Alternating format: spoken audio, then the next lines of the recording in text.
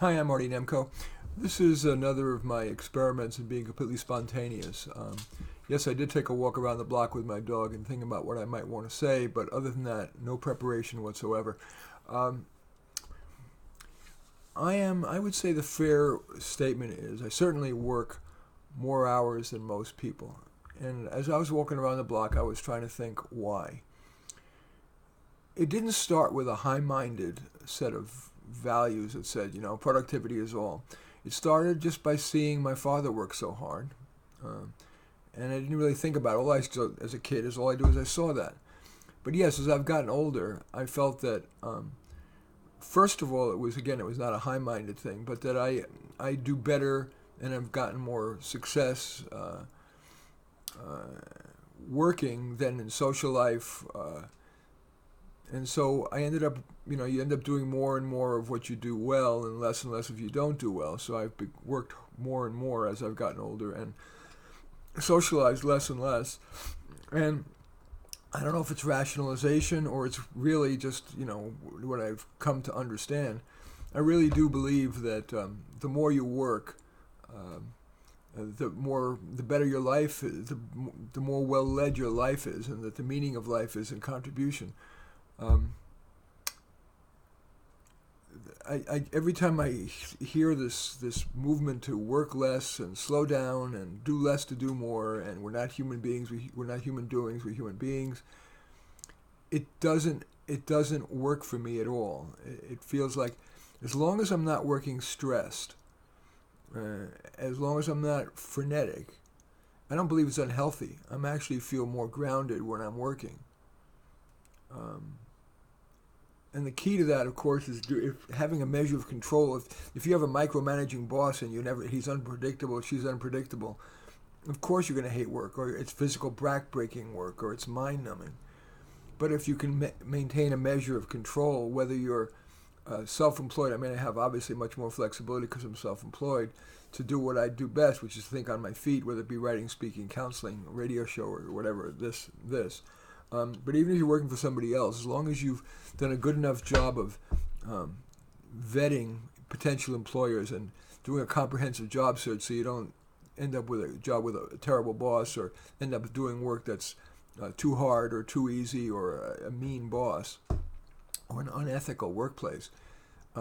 Many people find that their work is actually less stressful as well as more productive than, say, being at home, where family stuff can be, let's just say, stressful. Or even, we all know that certain people, when they're recreating, when they're playing golf, they throw the golf club. When they're playing video games, they're yelling. Even when they're watching TV, watching the ball game, they're yelling at the umpire. I dare say that that's more stressful than doing work you're reasonably good at. That by way of the kind of the top level view, I want to talk a few minutes about some of the things that enables me not only just to work long hours, but to get a lot done.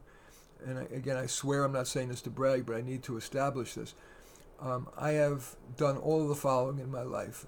From when I was 12 to when I was 22, I played over 2,000 professional weddings and bar mitzvahs in New York, and I'll just say that. I drove a taxi cab for years while I was in college. I was a drug counselor, but as evidence of the amount of work, I've written 12 books and 3,700 articles, something like that, or 1,470 some odd for Psychology Today alone. I've been a professor at, gypsy professor, one of these temporary fill-in guys, at a number of universities, including Berkeley. And now I do that at the medical school at UC. I teach medical students at UCSF. I've seen 5,700 career counseling clients. I breed roses professionally. I have a couple on the market. I get a 5-figure royalty check every year. And yet I still have time to sleep 7 hours a night and take care of my sweet dog who's sleeping down below. I don't know if you can see him here. Yeah, I think you can see him. Oh, wow. Anyway, okay, continuing on. Let me see. Okay, let me get this thing readjusted. And so now here are some of the things that I do to be so efficient. The first thing is really I do avoid the major time sucks. I avoid long distance travel, whether for recreation because I have a very stimulating, interesting life just in front of my clients, looking at the computer, seeing what comes into my inbox, Google searches, YouTube videos. It's a very rich life. Watching movies, you can explore the whole world in a very rich way. I read a lot of articles. I'm always scanning my homepages. Got the headlines from about 5 different newspapers, from New York Times to Fox News, The Economist, C-SPAN. And so I can very quickly experience the whole world in a curated way. I'm very efficient. Even though I'm married, I do most of my own cooking. And I have just a very efficient way to do it. So like a typical breakfast might be yogurt and a fresh peach. I love peaches. So I'll just have a fresh peach and non-fat yogurt, and I'll just eat the peach, one bite of peach, one bite of yogurt is a typical example. Or I'll make oatmeal in the winter when it's cold. I do similarly with the rest of my eating. The really critical principle is I'm always asking myself, is this a good use of my time? Is this a good use of my time? Is this a good use of my time? That's in terms of what I choose to do. That is no big time sucks, like going long distance travel, like playing time consuming sports like golf, or watching a lot of TV or playing a lot of video games or any of that stuff. That's huge. But then in addition, once I'm doing tasks that I think are worth doing, I am always thinking, is this an efficient way? Is this an efficient way? So, for example, doing this video, by not scripting it at all, and just talking to you in the space of roughly 10 minutes, I hopefully will have yielded a fair amount of benefit to you. And again, of course, you've got to do things that use your strengths. If I wasn't good at thinking on my feet, or I was shy in front of a microphone, or that's another camera, that's another story. But also notice, I didn't choose to change. I tried to be, sometimes I will change if I'm doing a clearly career-related topic. I'll put on a college shirt or whatever. But here it's early in the morning. Again, I'm working, and this is an example of working. I'm of the old school that says if you're going to judge me because I'm wearing a T-shirt, well, I'm sorry. I'm going to stand and fall on whatever merit I may have. Other things. I don't know if I want to say anything else. I want to keep it brief. I do take breaks, lots of little breaks. I do believe that sitting is the new smoking. So whenever I start to feel itchy, and its average is once an hour, I will get up and I will, walk the dog. I will garden in the backyard. I'll clean the toilets. I'll do whatever.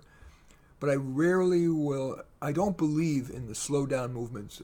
Meditate. I tried that when I first came to Berkeley, and I really believe all it gave me was a nap. It didn't create any great insights, and that's not only something that I personally experience.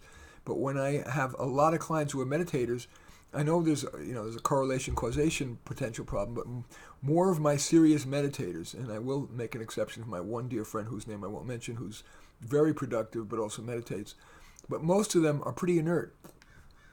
In part, that's their personality. Maybe they're also the ones who are meditating a lot, are more likely to be doing a lot of weed, which of course can eviscerate your motivation. So let's see. What else was I going to say? I don't do drugs, that's for sure. I'll have a glass of wine occasionally. Oh yeah, I do take breaks. I take little breaks because I think it's healthy. And I do exercise. I take a 45-minute hike every day with the dog, and lots of walks around the block. I believe that's healthy, and it just clears the brain, and it's clearly, that's key to my efficiency. But the last thing I guess I want to say is, while I take breaks, and I'm not averse to taking a 2-hour break to go and do my hike and then have a leisurely lunch, but I work a lot of the time. I work from 8 in the morning to midnight most days. Not on the weekends. I work probably half, I work maybe 4 or 5 hours a day on Saturday and Sunday, with exceptions. Oh yeah, I forgot. I do a radio show. I'm finishing my 30th year on an NPR station in San Francisco, and I'm my own producer, my own director, my own host. So it really is. I think all I've said to you in this, let's see, it's a little less than 10 minutes, perfect time for me to stop, are the keys to my being productive. I'll just summarize briefly what comes off the top of my head. Spend your time doing is being productive, but using your best skills that come easily. It's not hard for me to do this. This is easy. So if you're more of a fixer type, hands-on type, do that. Fine. If you're a people person, do that. I recognize my weaknesses. I'm not a great people person.